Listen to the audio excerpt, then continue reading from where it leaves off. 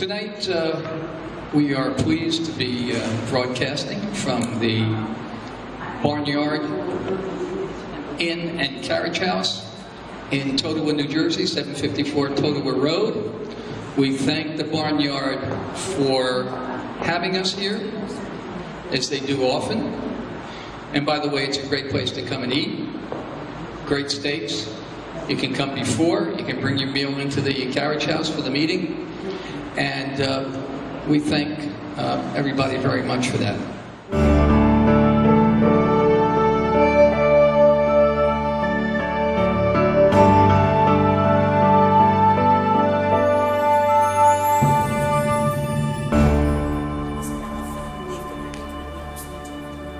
Yeah, good. Very excited. Yes, go ahead. Yeah.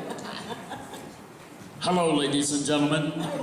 October 26th, mark your calendars. There's going to be a massive black outreach event in Plainfield, New Jersey. I'm not sure about the time or whatever, but we have like Star Parker, Denzel Washington, and others coming.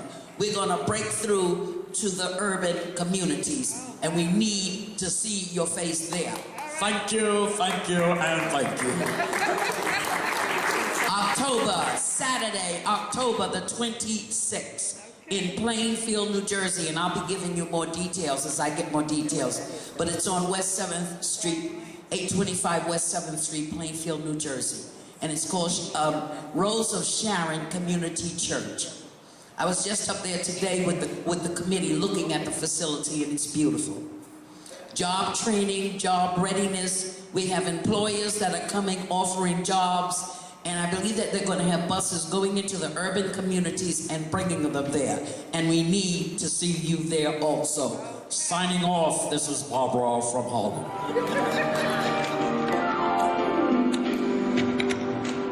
Once again, hello everyone, and welcome to the next edition of Women of Another View. I'm your host, Doreen Finkel, along with Barbara from Harlem, Susan Jarima, and Pat Rivera. And this next edition, we're going to be continuing our topic about education and sustainability, and we're also going to be talking about how it relates to you in the community. And a while ago, I had Commissioner Rothschild on my radio show, and we basically were bringing it down to a student level. And I want to introduce my guest once again, Commissioner Rothschild from Carroll County, Maryland, and Bader Parmar.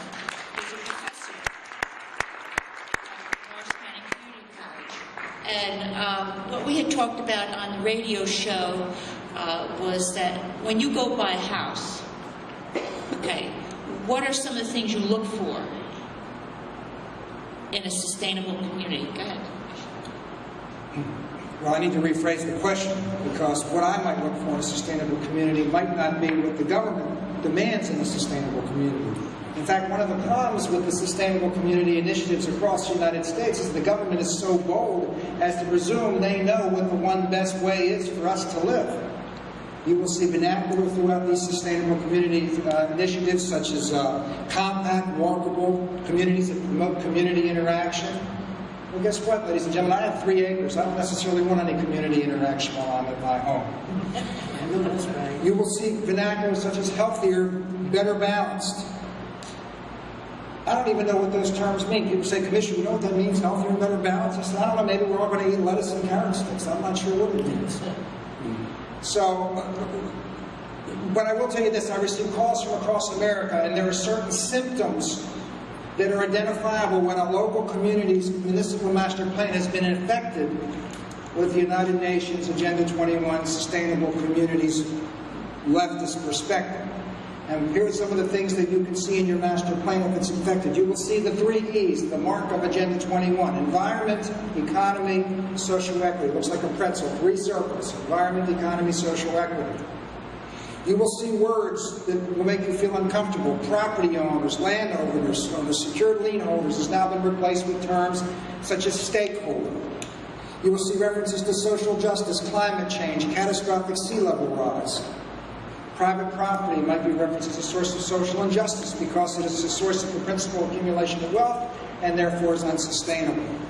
And as I talk to citizens across the United States. They all have some manifestation of these characteristics in these plans. But I caution them, do not go in front of your Planning and Zoning Commission and accuse them of implementing Agenda 21. They will laugh at you and deny it. But what you can show them is, number one, that these plans will attempt to socially re-engineer a community, and number two, they will have a tax on private property rights. And I tell citizens, when you approach these planning and zoning members, do not accuse them of implementing Agenda 21. Simply tell them that their policies are suspiciously identical. Right. That's good. Well, we're already getting Sustainable New Jersey implemented in New Jersey already through what is known as Sustainable New Jersey. And another way we see redistribution of wealth is in New Jersey is something known as the Abbott ruling. Some of you may be familiar with the New Jersey Supreme Court decision called the Abbott decision, where it takes money from certain districts in New Jersey and sends them to inner city communities thinking that money is going to solve their academic problem. For example, you'll find that in some parts of most of New Jersey, your property taxes, approximately 60% of it is for schools. Yes. And you would assume that's all across the state, but not necessarily so. For example, in Camden, only 19% of their property taxes goes to school. Where do they get the rest from? You and me, who live in other districts and other counties. We have to pay more to send that money to what is known as the Abbott districts. On average, New Jersey pays approximately $12,000 per student per year to educate them. In Abbott districts, it's anywhere from $24,000 to $27,000. That would be okay if we were making a positive difference, but we're not. We actually have a higher school dropout rate, children with higher crime situations going on in these school districts, drug issues, etc., etc. So how do we fix it? I'm going to give you a bill, because I believe you sitting here must be used to motivate you, to educate you, and to take you into the next step, which is action. In the state of New Jersey, we have a bill in front of, actually still in committee. This bill is by Assemblyman Anthony Bucco on the Assembly side, and Senator Bucco, the father, on the Senate side. I'm going to give you two sets of numbers. One is going to have the letter A, which is for the Assembly, and the other is going to have the letter S, which is for the Senate. The bill is titled New Jersey Parental Rights and Property Tax Reduction Act. It's important to write the name, because when you do call these legislators' offices, they're going to ask you not just for the number, they'll ask for the name. So it's the New Jersey Parental Rights, because that's important, Parental Rights and Property Tax Reduction Act. If you're calling the Assemblyman or Assemblywoman, let them know you're referencing Assembly A3875, A3875, and when you're calling your senator, let them know you're referencing Senate Bill S2674, the New Jersey Parental Rights and Property Tax Reduction Act. What this does is allocates the same amount of money per student no matter where they're living. That is how property taxes could be reduced, and that is how we treat each student fairly, by treating them equally. That's right, equally. Thank you. And let's go to our panel here. Okay.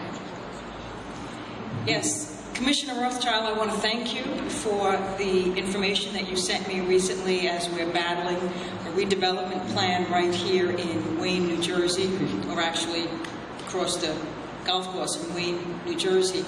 I'd like to ask you to talk about for a minute. Last week, a lot of things were buzzing on the radio and on the internet.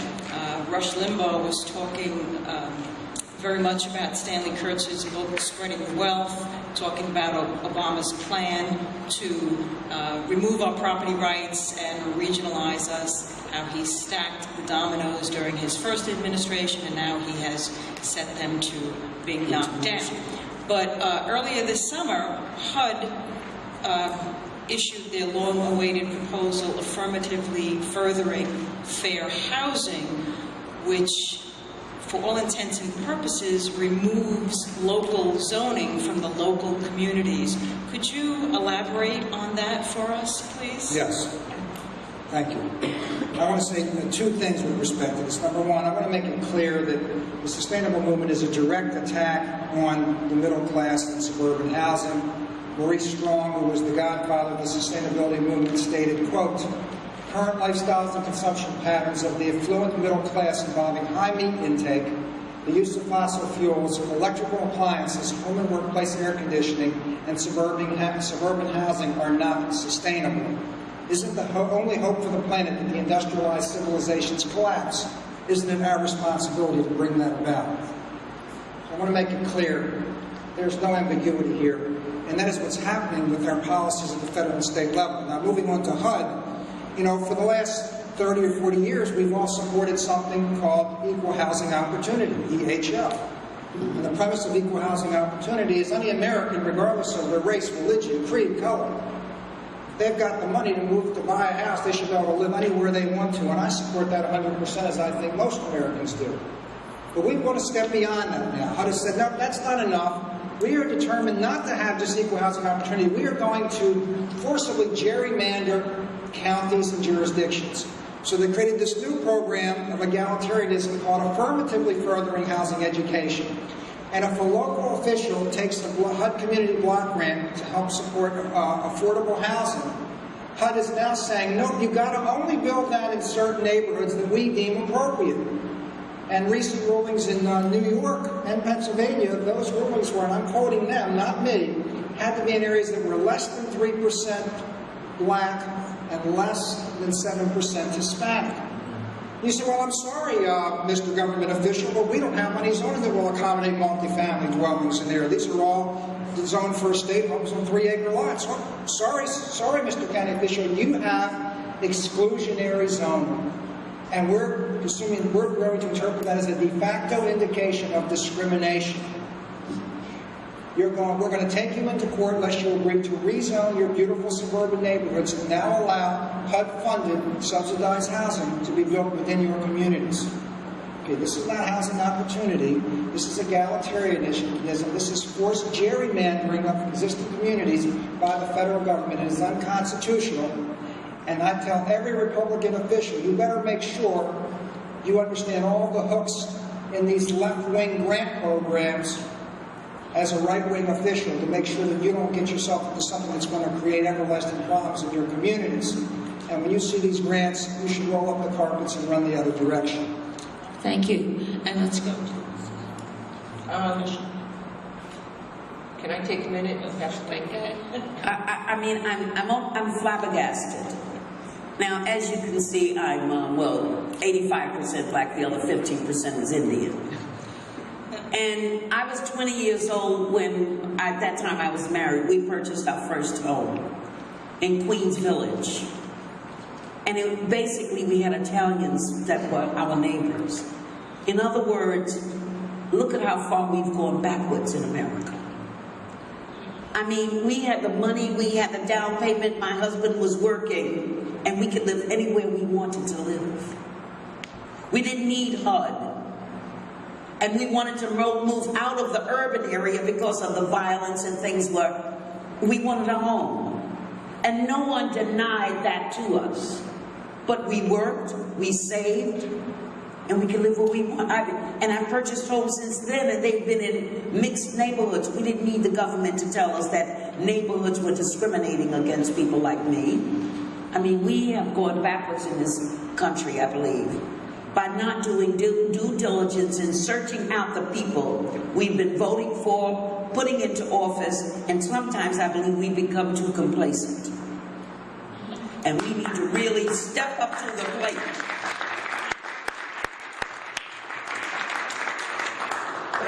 Thank you for that. I had the honor and privilege of speaking at Freedom Fest in Trenton, which was a black empowerment movement that is to educate inner city black men and women about the difference between freedom and dependency. Absolutely. And I was asked to speak on the 50th anniversary of Dr. King's I Have a Dream speech. And my speech at that time was titled, Self-Reliance Leads to Self-Respect. Absolutely. And I think that is the core of what liberty is. Liberty is that freedom. And unfortunately, we have an entire segment of our population that has been misled by so-called civil rights leaders who've turned out to be, according to Ms. King, civil wrong leaders who have misled them, Yes. who have enslaved them and They made them have. dependent on the system. So I truly believe that Dr. King died for a whole lot more Yes. than what the African American community is seeing and living up to. You know, in the speech I asked, what did he die for? Is my life worth Dr. King's death? And I'm glad you didn't call their names because I almost want to puke when I hear their names. Thank you. No, thank you. Seriously. Okay, so let's get back to the sustainable community, and what I want to do is to, and I'm going to go to the commissioner on this, what can these guys do in their local community to sort of bring this, I guess, to their local officials' attention? And you had once said to me that the local officials may not even know may not understand what's going on. Well, I think there's two elements to this question here. Number one, the problem that I'm seeing as a fairly new elected official is there is a tremendous push to go along, to get along once you're elected. Right. And Doreen asked me in the interview the other day, would you encourage people to run for office, you know, if they really like people and blah, blah, blah. I said, well, no, if you really like people and you really want to be liked, if you want to be liked too much, don't run for office. Because the natural tendencies in office are to do what's popular in order to appease people, in order to get votes, and you have to be willing to take the hits. So if you don't have a thick skin, you don't run for office because you'll do the wrong thing.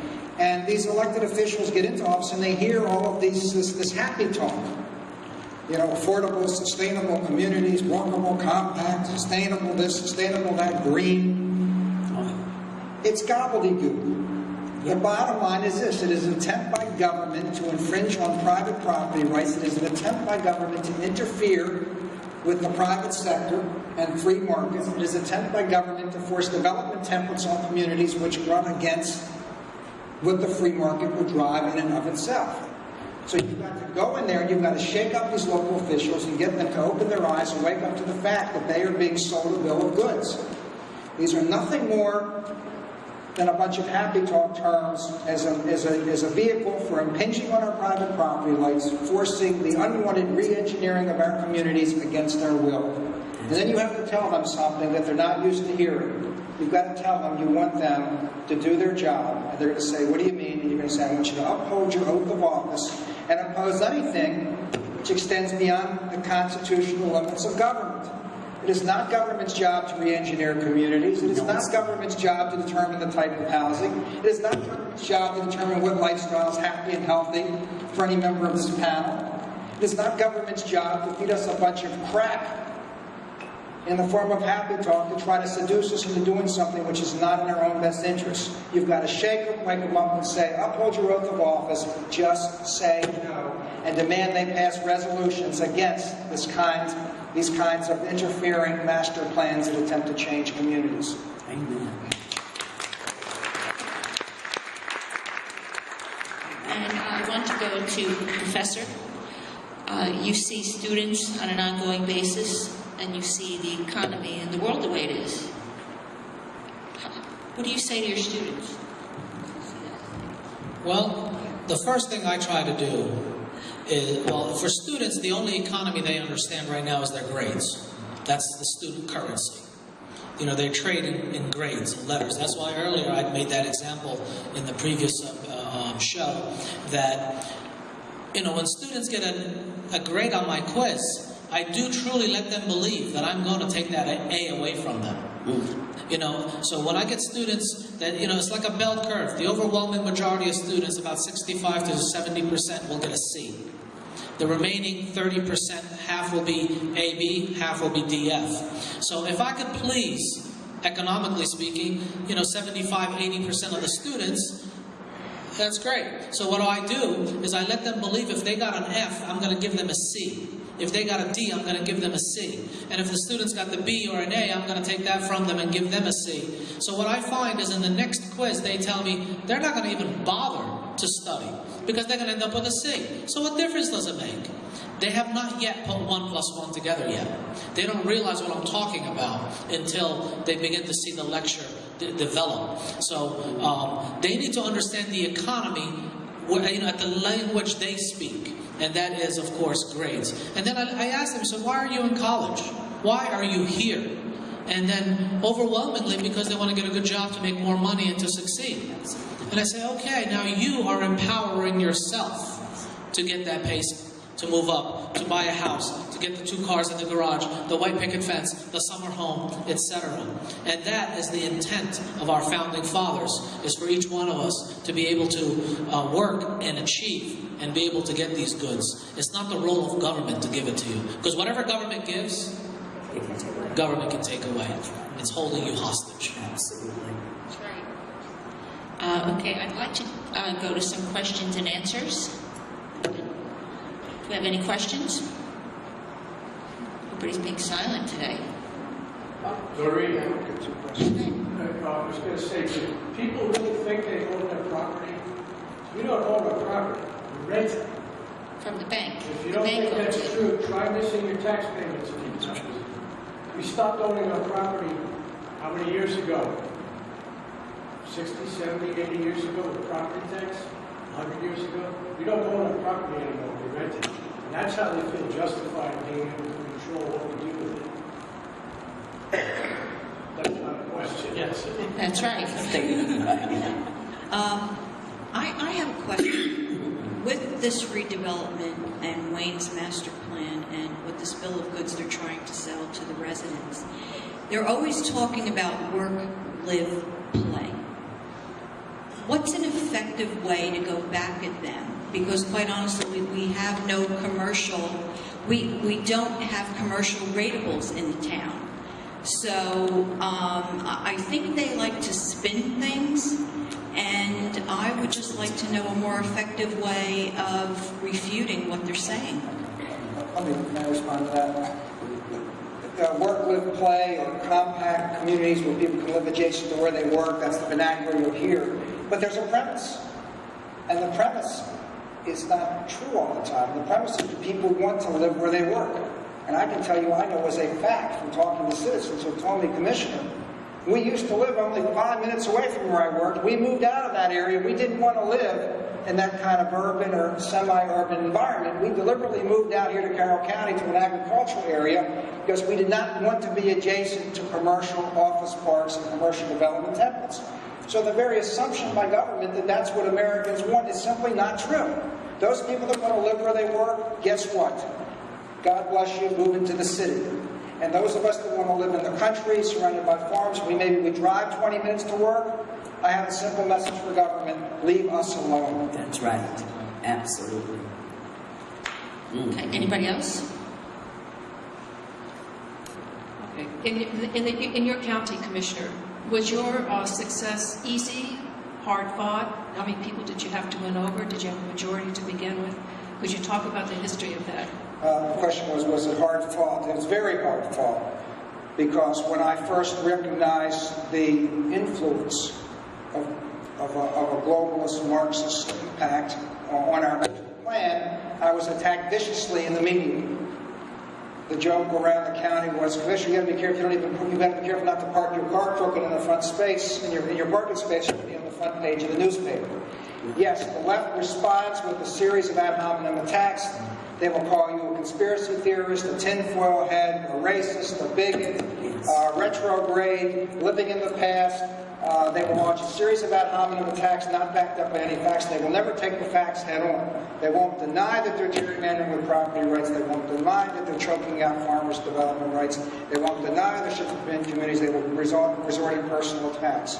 Fortunately, I was elected with 4 other Republicans, and some were conservative, some were not, but I was able to convince the 4 of them that, in fact, this was an attack on our sovereignty, this was an attack on our way of living, this was an attack on our free choice, and I was able to get a unanimous vote to pull out of the ICLEI.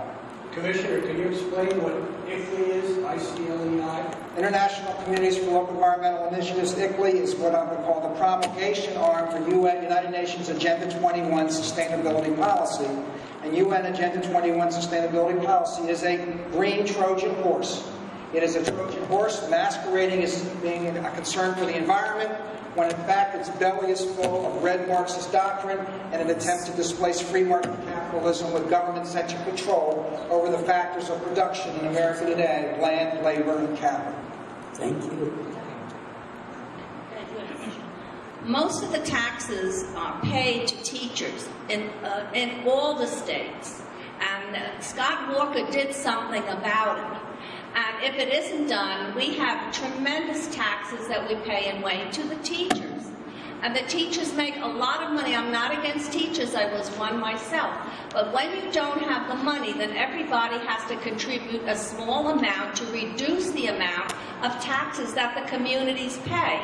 And that's the crux of the matter. Most of the money goes to the teachers, and no one is standing up to the teachers and making them make concessions so that the taxes are reduced. And also, most people do not know that Common Core does not work. Just as you said, you gave the statistics. Ask 99% of the population, and they won't know about Common Core, number one. And number two, they won't know that it's unsuccessful. We don't have enough publicity given to these facts so that the people become educated and realize that Common Core is a farce. And I have teachers that I know, and they don't want Common Core because their creativity is taken away, and they don't own their classes anymore. So it's a tremendous problem, and I think part of it is the fact that people are totally uninformed. And until the population becomes informed as to what is going on, nothing is going to happen in this country. You hit on several things, if I may try to remember and answer them all. As far as the cost, well, we do find in New Jersey the cost of education is very high. Actually, public education costs a lot more than even some private schools. And the private schools have a higher achievement level at a cheaper price. So more money is never the right answer. What is the problem? Why does it cost so much? Well, obviously, collective bargaining is a part of the problem. Just to publicly disclose, I am a card-carrying, dues-paying union member. Not because I want to, but because I have no choice. I truly believe in a right to work, which means if I wanted to opt out of unionship, I should be able to opt out of unionship. But another way to solve the problem is to look at administrative costs in education. We have 600, if I remember correctly, 600 superintendents, district superintendents, and 21 county superintendents. So there's some duplicative services there. Every superintendent has an office, staff, etc. I'm going to speed up my answer because of timing. But what we could do is eliminate some of those duplicative districts, 600 of them. That would save New Jersey $200 million per year. $200 million can be saved by resorting, rather than district superintendents, to county superintendent and school principals, which we already have. There's an enormous amount of duplicative. Teachers, I love teachers. And thank you for teaching the children. Some of them you may have wanted to slap every now and then. Thank you for teaching them and being the good teacher that you were, I'm sure. And we need to reward good teachers. But we also need the ability to remove bad teachers. Because a bad teacher makes all of us look bad. And we don't need a union that protects the rights of a bad teacher. Don't tell me you're looking out for the students, because they're not. They're not. Just two real quick remarks. Number one, approximately 2 out of every $3 spent in our county goes towards education. All we hear is we could do better if we only had more money. I'm going to solve the problem with one word: competition. If the public schools had to compete with the private schools for our tax dollars, they would completely change their business models. Instead of teaching what government once taught, they would teach what our parents once taught. Instead of staffing themselves up with excessive numbers of administrators and resource teachers that don't even directly engage students, they would focus more on curriculum delivery, they would focus more on results, and it would fix itself. So I'm a firm believer that the best solution to America's education problem is competition.